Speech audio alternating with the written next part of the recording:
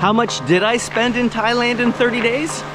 In this video, we're about to find out.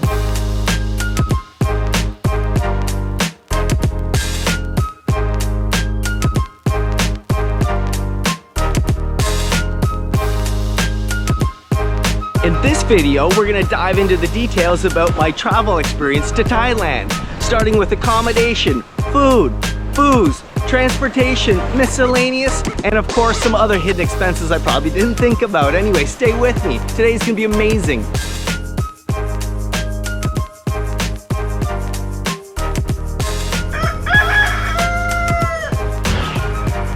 Okay, let's dive into this. First things we're gonna start with is the price. How much did I spend? I spent $2,260 grand total for everything, excluding my flight. At the beginning of this video I said my transportation to and from Bangkok was paid for from Canada, so we have to add that on top.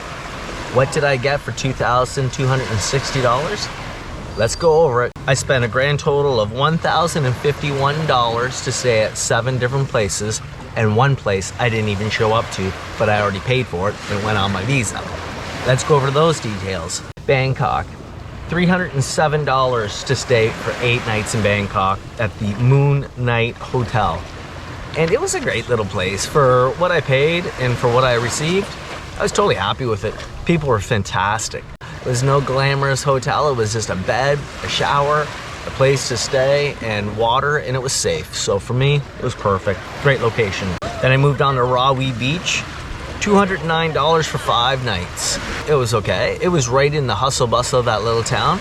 The location for me was perfect. My bed was comfortable and I had everything I needed and it was safe. So yeah, would I stay there again? Probably not, because it was just too busy. But besides that, let's keep going.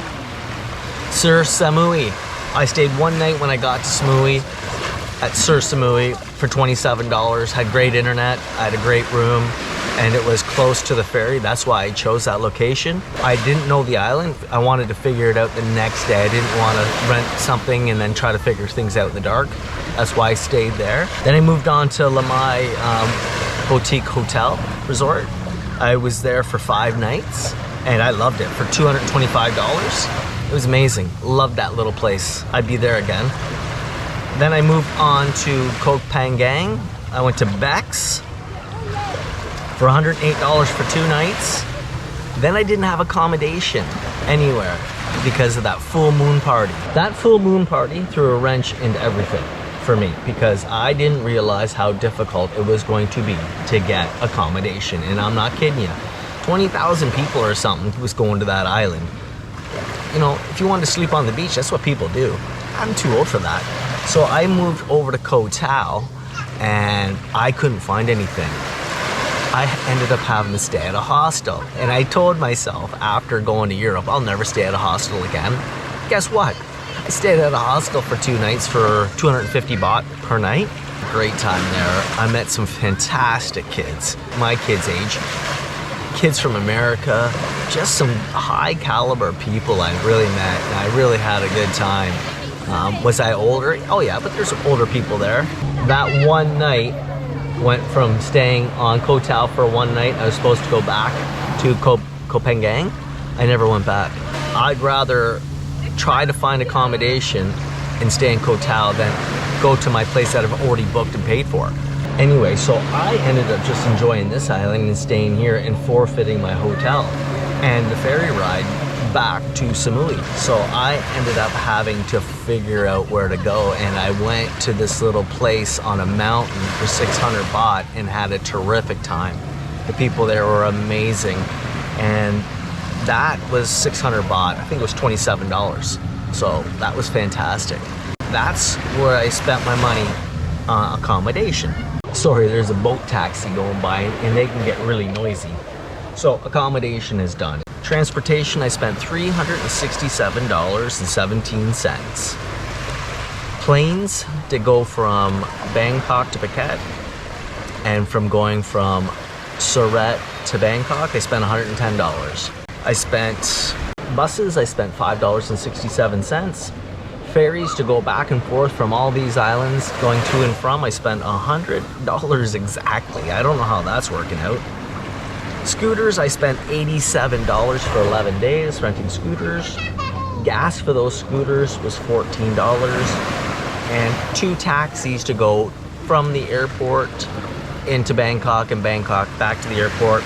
I spent $49.50. Grand total of $367. Miscellaneous, starting with haircuts. I spent $24.17 on 3 haircuts for 30 days, which was fantastic.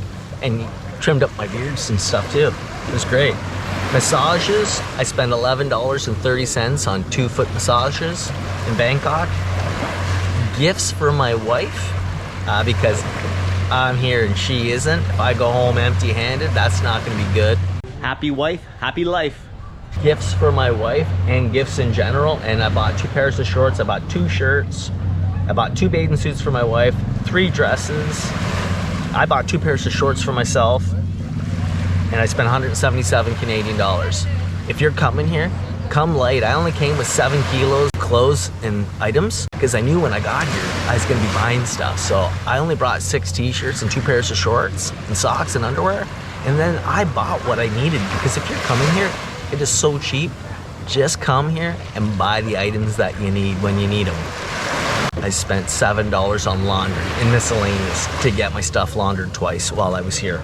The best value for money you can find. Like, just get your stuff laundered. Don't bring a lot, just get it laundered once a week. It's easy. They clean it for you, you get it back. And I wouldn't bring a lot of whites, because your whites just don't come back white anymore.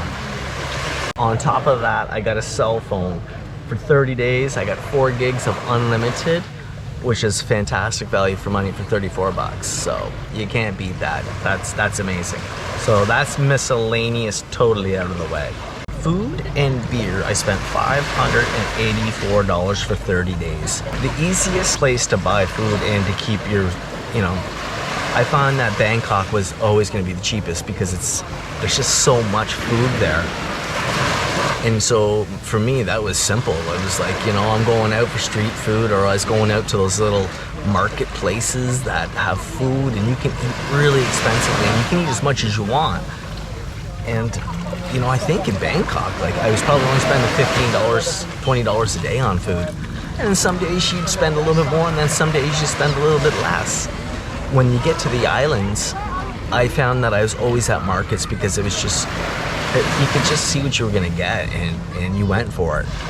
So it is what it is, and I never deprived myself of anything. If I was hungry, I'd be getting another pad thai, and if I didn't want a pad thai, or if I didn't want anything, I didn't. I had some really amazing food. Koh Tao here, there's a buffet right on the beach, and I don't do buffets, but it's a great way to spend 2 hours, and I could have awesome coffees. The guy would make me up omelets. He just knew what I wanted 2 or 3 times when I was here, and they'd just say, "You want the usual?" And yeah, it'd be great. And I'd have a couple of omelets, a little bit of granola, fruit, and I never deprived myself of anything I wanted. If I wanted something, I just got it. What was my favorite place? It was going to have to be Lamai, 100% hands down. Would I go back to Samui? Probably, just to take my wife and go to Lamai Beach, but then I would come to Koh Tao. That's where I'd spend my time after. I'd go to Bangkok for 2 or 3 days, Samui for 2 or 3 days. I'd come here for a week or so, and then I'd probably move on. My favorite meal, my favorite places to eat, it's going to be that one restaurant that I ate at so many times in Bangkok. The people knew me, that they just made fresh food right in front of me every single day. Hands down, I loved it.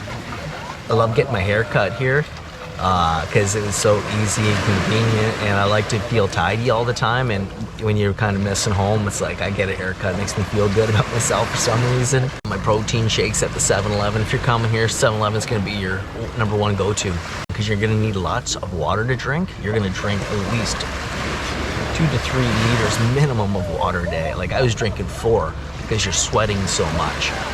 And that's why you need the laundromats, because your clothes are going to get all sweaty all the time. And last but not least, I met a really good guy in Rawi Beach, and I have to say thank you to him. His name is Poon. He took me around on his motorcycle. We became instant best friends. I bought an iced coffee off the guy, and after that, we were driving around on his motorbike. He was a really good guy, and I love it when I find people like that. makes it special, makes the whole trip really special. And I want to thank you. I want to thank my wife and my kids for allowing me to come and do this for 30 days because I haven't been home, and you know, our car broke down and stuff happens, and my wife just trooped it out. And I want to say thank you so much, and I want to say thank you to all my subscribers that supported me on this journey, because I didn't know what I was getting into, and I didn't know if you guys were going to be interested in seeing this stuff, and you did. You supported me, you liked, you subscribed, you stayed with me, you left comments, and I want to say thank you very much for all your support. Anyway, guess what? Heading to London to meet my wife, and I hope you'll join us. Got a couple things to do there, and then I'm heading back to Cuba. Hey, if you like my channel, like and subscribe, and guess what? See you in the next video.